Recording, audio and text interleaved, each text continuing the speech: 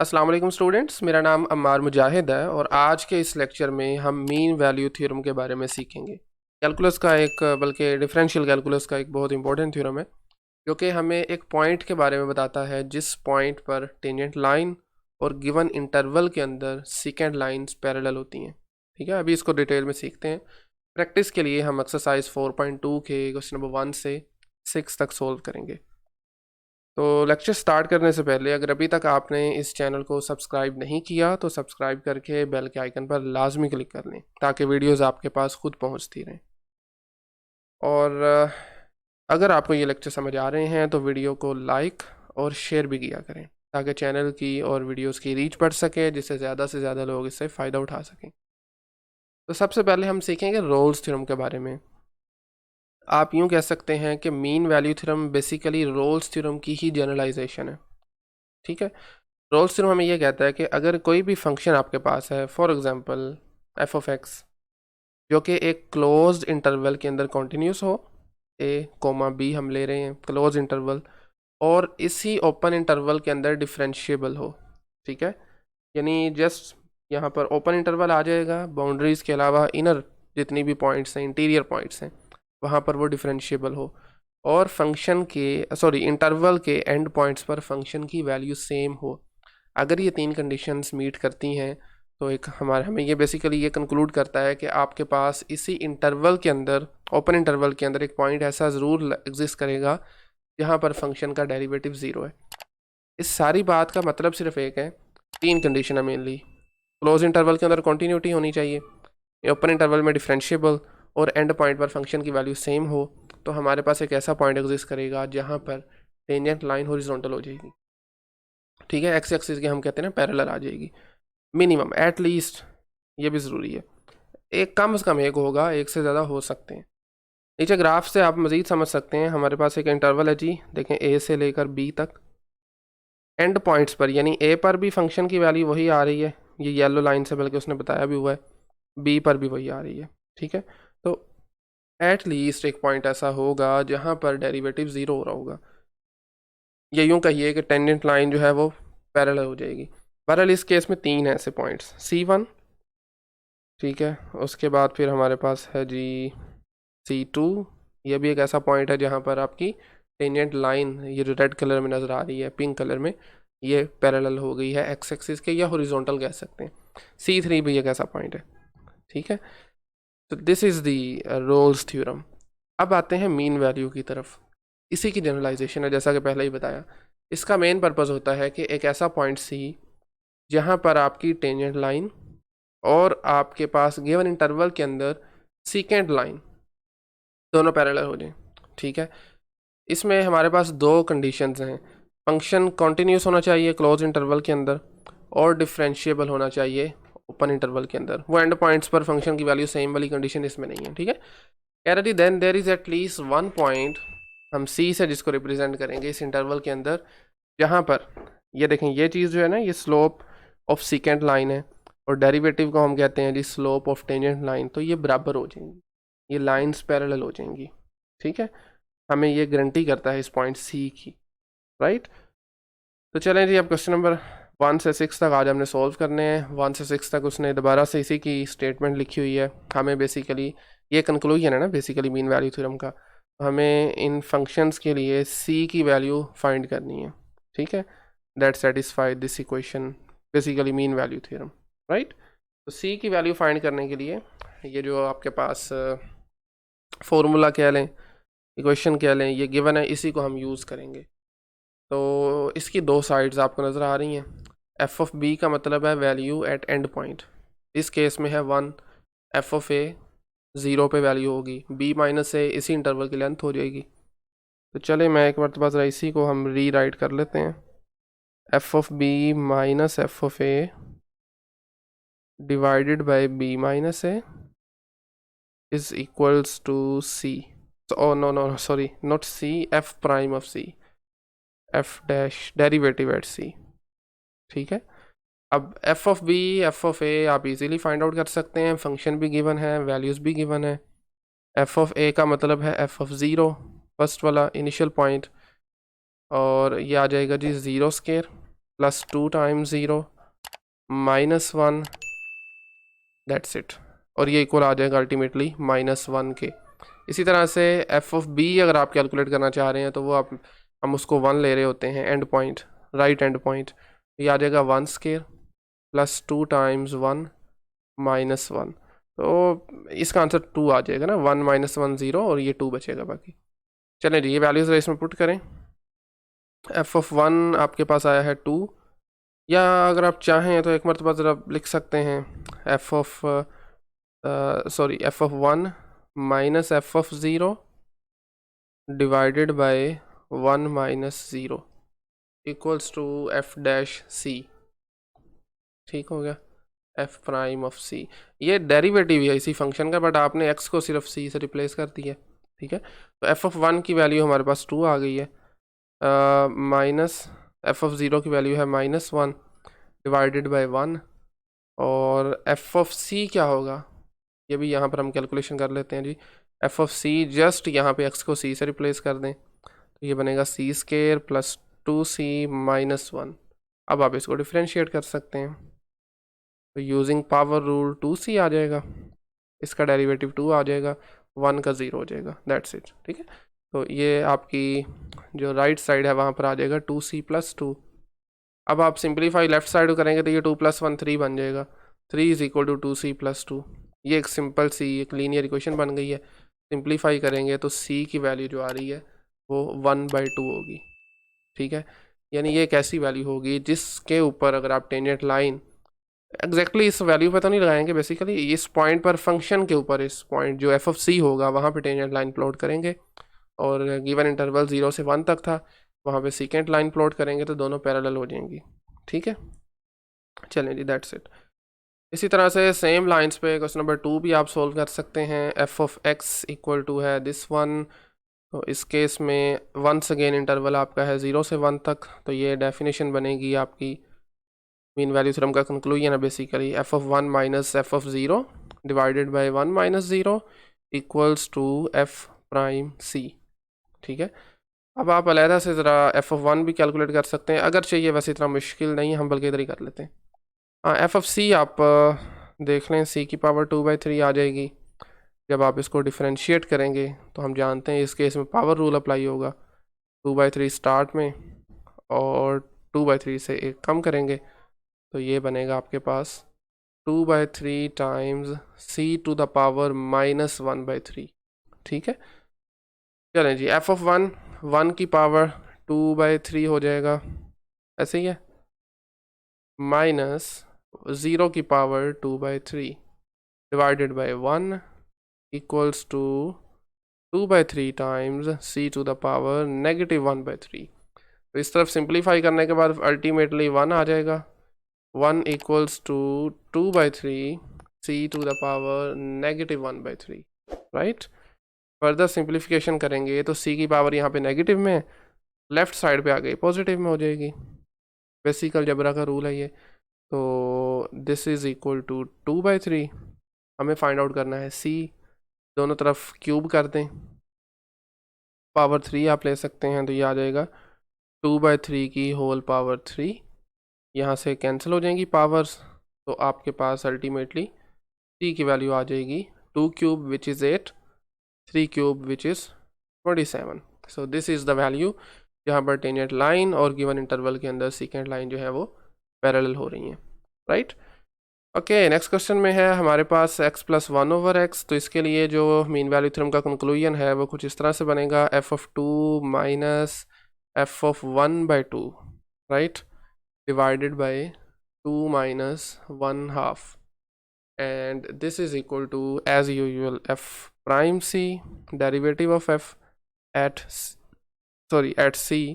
तो f of 2 में आपके पास आ जाएगा जी 2 + 1/2 माइनस 1/2 पुट करें तो ये बनेगा 1/2 प्लस, देखें 1/x है, x में पुट करेंगे ना 1/2, तो 1/1/2 हो जाएगा, अल्टीमेटली वो चीज़ आ जाएगी इक्वल टू 2 के। ठीक है, एंड 2 माइनस 1/2 आप जानते हैं 3/2 होता है, 2 माइनस हाफ करेंगे तो 1.5 बनता है ना। तो f डैश c क्या ख्याल है, डायरेक्ट कर दें हम, फिर x की जगह पे c लगा के उसका डेरिवेटिव फाइंड करना है। चलें सिंपली इसको अलग ही कर लेते हैं। आप अगर सी से रिप्लेस करते हैं तो ये बनेगा सी प्लस 1/c। तो 1/c को मैं लिख रहा हूँ सी पावर -1। जब आप इसको डिफ्रेंशिएट करेंगे तो ये बनेगा सी का डेरिवेटिव 1।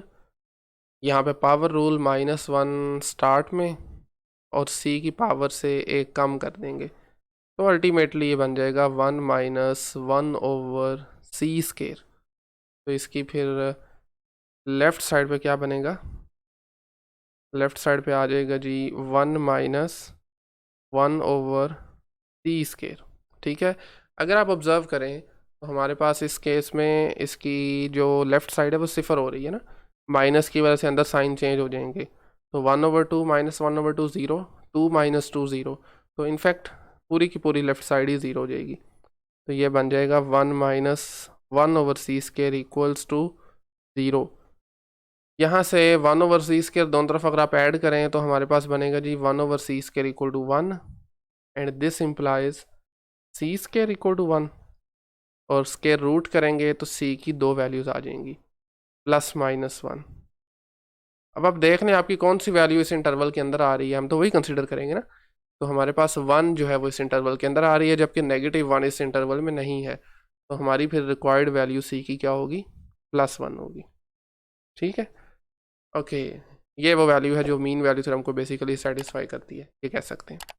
नेक्स्ट क्वेश्चन नंबर 4, और इसमें भी सबसे पहले एज यूजुअल f(3) मतलब f(b) माइनस f(a) यानी initial point which is f(1) divided by 3 - 1 equals to f'(c).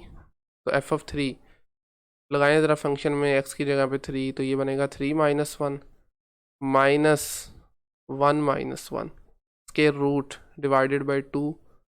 Derivative क्या बनेगा इसका with respect to c, use करेंगे ना पावर रूल आप 1/2 स्टार्ट में, और x की जगह पे मैं c लगा रहा हूँ, 1/2 में से कम कर देंगे, और फिर इनर फंक्शन का डेरिवेटिव। मैं अगर इसको हम लिखना चाहें तो c - 1 का डेरिवेटिव इस तरह से भी लिख सकते हैं। ठीक है, तो लेफ़्ट साइड पे स्केयर रूट 2, ये बन गया 0 डिवाइडेड बाई 2।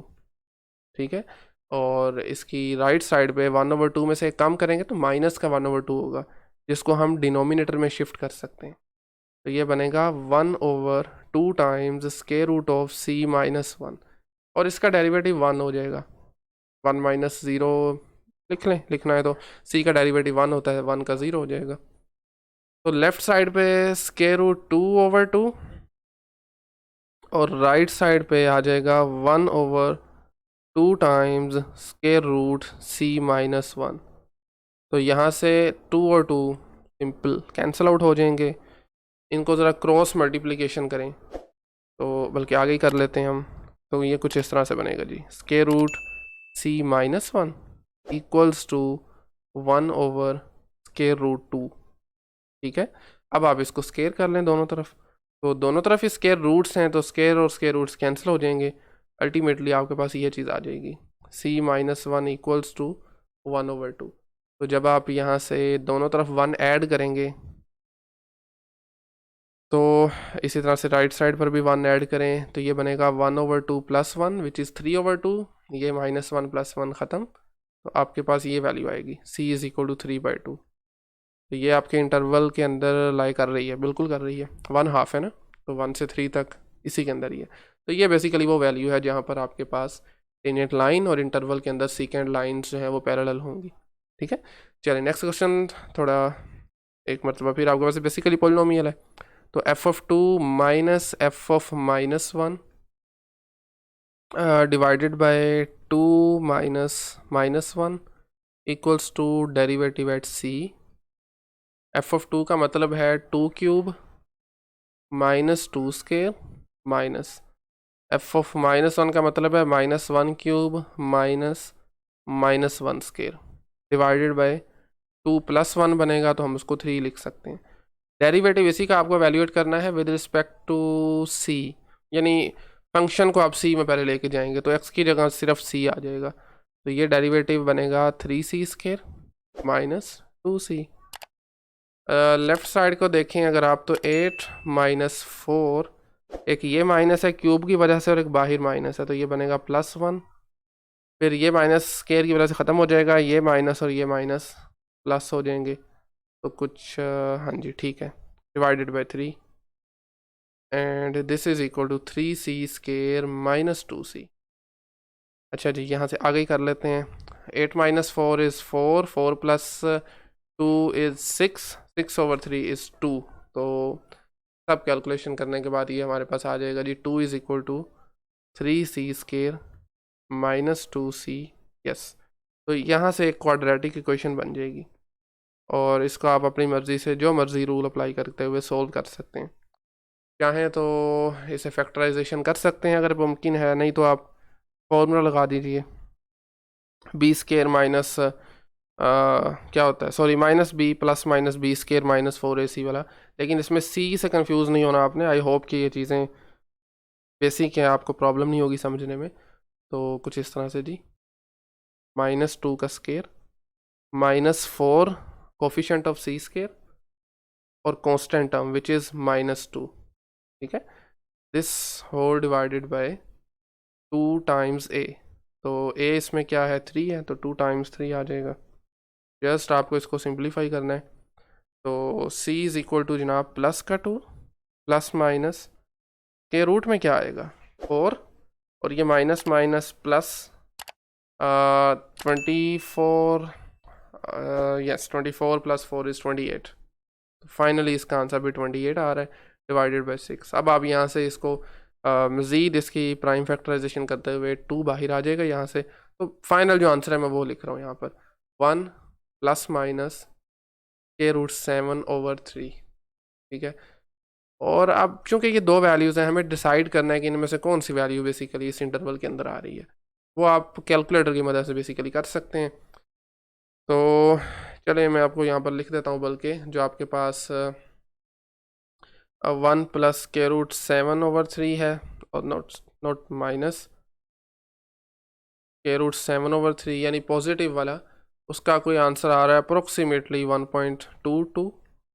और इसी तरह से जो 1 माइनस के रूट 7 ओवर 3 है, उसका आंसर आपके पास कोई अप्रोक्सीमेटली आ रहा है जी -0.549। हाँ जी, कौन सी वैल्यू इंटरवल में लाई करती है? अच्छा 1.22 भी करेगी और -0.549 भी करेगी। यस, दोनों करेंगी इस केस में। तो इसका मतलब है 2c की वैल्यूज़ आ गई हैं विच इज़ पॉसिबल, ठीक है। तो इसमें 2c की वैल्यूज़ आई हैं, हम इसको c1 कह सकते हैं और ये c2 होगी। यानी इस इंटरवल के अंदर दो ऐसी वैल्यूज़ आई हैं जहाँ पर आपकी टेंजेंट लाइंस और गिवन इंटरवल के अंदर सीकेंट लाइन जो है वो पैरेलल हो रही हैं, ठीक है। चलिए जी, आज का लास्ट क्वेश्चन है, थोड़ा सा डिफरेंट है, which is basically a piece wise function जिसमें दो फंक्शंस हैं, ठीक है। तो देखिए अलहदा से कोई इंटरवल नहीं गिवन, तो इंटरवल आप यहीं से देख सकते हैं। ये फंक्शन डिफाइन है -2 से -0 तक, और एक्स स्केयर डिफाइन है 0 से 2 तक। तो एक तरह से आप कह सकते हैं कि इसका इंटरवल जो है वो -2, 2 होगा, ठीक है। तो क्या बनेगा आपके पास जनाब, g of 2 minus g of -2 ऐसे ही है, डिवाइडेड बाय 2 माइनस -2, ये कंक्लूजन है मीन वैल्यू थ्योरम की, is equal to g prime c। तो g ऑफ 2 के लिए आप नीचे वाला फंक्शन यूज़ करेंगे, चूंकि ये आपका डिफाइन है 2 के लिए ना, तो विच इज़ एक्स स्केयर, तो ये सिंपली 2 स्केयर बन जाएगा। -2 के लिए ऊपर वाला फंक्शन यूज़ करेंगे विच इज़ एक्स क्यूब, तो ये -2 क्यूब बन जाएगा, divided by 2 plus 2 which is 4 equals to g prime c। तो जब आप इसको सिंप्लीफाई करेंगे ना, ये 4 बनेगा, यहाँ से -8 बनेगा, माइनस माइनस प्लस, तो 4 + 8 12, 4 से डिवाइड करेंगे तो 3 आ जाएगा। तो आपके पास फाइनली कुछ ये सिचुएशन बनेगी, g prime of c equal आ रहा है 3 के, ठीक है। अब यहाँ पर ना दो फंक्शंस हैं, एक फंक्शन डिफाइन है -2 से लेकर 0 तक और दूसरा 0 से 2 तक। तो आप दोनों के लिए अलग से ये काम करेंगे, यानी यू कैन राइट, और बल्कि आप लिख सकते हैं, एक मिनट ज़रा, if x belongs to the interval -2 to 0, then we know function हमारे पास क्या है, sorry not f of x, this is g of x, ये आपके पास फंक्शन इक्वल है जी एक्स क्यूब के, और इसी तरह से सेकंड पार्ट हम चलें पैरेलल में इनको लेके चलते हैं। ओके ठीक है। अच्छा जी, सेकेंडली आपके पास जो इंटरवल अगर आपका एक्स लाई करेगा 0 से 2 तक, फ्रॉम 0 to 2, तो आप जानते हैं फंक्शन हमारा डिफाइन है G of X is X square. ठीक है, तो दोनों के लिए आप ये डिफरेंट दोनों के लिए काम करेंगे। तो इस केस में अगर आप देखें तो इसका डेरिवेटिव क्या बनता है 3x स्केयर, बट हमें चाहिए होता है c पे, तो आप लिख सकते हैं जी 3c square is equal to 3, ऐसे ही है simple, 3c square is equal to 3। और इसी तरह से यहाँ से आपका डेरिवेटिव आएगा 2x, जो कि हमें c में चाहिए, 2c लिख लेंगे, यहाँ से 2c इक्वल टू 3 आ जाएगा। तो अल्टीमेटली जब आप दोनों तरफ 3 से डिवाइड करेंगे तो c स्केयर की वैल्यू 1 आ जाएगी, और यहाँ से c की वैल्यू क्या आ जाएगी 3/2 आ जाएगी। जैसे c स्केयर इक्वल टू 1 ना, तो आप जब इसको स्केयर रूट अप्लाई करेंगे तो c की दो वैल्यूज़ आ जाएंगी, +-1 एंड 3/2। अब आप देख लें इसमें से कौन सी वैल्यूज़ जो हैं वो इस इंटरवल हमारे के अंदर लाई कर रही हैं और कौन सी नहीं लाई कर रही। देखें +-1 जो है ये इस इंटरवल के लिए आई है -2 से 0 तक। ठीक है, तो अगर आप इसमें देखें तो प्लस का 1 इस इंटरवल में नहीं है, 1 does not belongs to the interval -2 to 0, तो c की फिर ये वैल्यू हम कंसिडर नहीं करेंगे, हम सिर्फ -1 वाली लेंगे। ठीक है, तो एक c की वैल्यू ये आ गई है। इस तरफ अगर आप देखें ना तो c की ये जो 3/2 है ये बिल्कुल लाई करती है, 1.5 है, तो ये 0 से 2 में लाई करेगी, तो एक ये वैल्यू आ गई है। आप चाहें तो इनको नाम दे सकते हैं, this is C1, this is C2। तो बेसिकली ये दो ऐसी वैल्यूज़ हैं जहाँ पर आपके जो क्रिटिकल पॉइंट्स हैं, सॉरी आपके जो टेंजेंट लाइंस हैं और इस इंटरवल के अंदर जो आपके पास सेकेंड लाइंस बनती हैं वो पैरेलल बन रही हैं।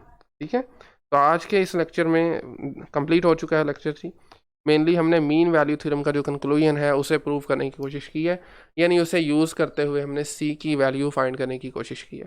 ठीक है, तो नेक्स्ट लेक्चर में भी कुछ सिमिलर सा ही काम होगा, क्योंकि ये पूरा सेक्शन जो है वो मीन वैल्यूज़ थ्योरम के बारे में है। तो अगर आज के लेक्चर में अगर आपको कोई भी क्वेश्चन क्यूरी हो तो आप कमेंट सेक्शन में पूछ सकते हैं, otherwise thank you very much.